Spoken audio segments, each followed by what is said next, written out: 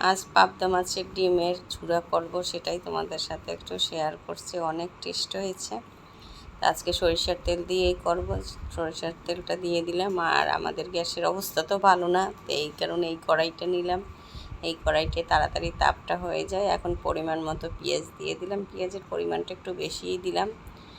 পেঁয়াজটা একটু ভালো করে ভেজে নেব। আর মরিচও দিয়ে দিলাম, কাঁচা মরিচ মানে কমই দিলাম, যেহেতু দীপ খাবে এই কারণে। তোমরা ইচ্ছা করলে একটু বেশিও দিতে পারো, কারণ এই সব পিসে একটু বেশি মরিচ দিলে ভালো লাগে। আর এখন একটু দিয়ে দিলাম আদা বাটা, রসুন বাটা, এটা দিয়ে একটু ভেজে নিচ্ছি। সামান্য একটু জল দিয়ে দিলাম। জল দিয়ে এখন মশলাগুলো দিয়ে দেবো। একটু হলুদের গুঁড়ো, তারপর মরিচের গুঁড়ো, জিরের গুঁড়ো আর ধনিয়ার গুঁড়ো, এটা দিয়ে একটু ভালো করে কষিয়ে নিচ্ছি।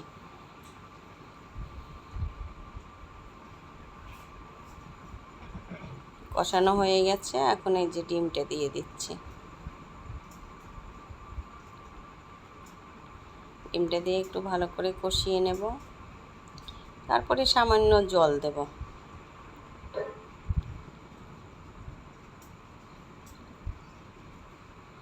যে ডিমটা একটু লেগে লেগে যাচ্ছিলো, তাই একটু জল দিয়ে দিলাম। জল দিয়ে এখন একটু ভেজে নেব, মানে একটু লাল লাল করব, বেশি লালও করব না।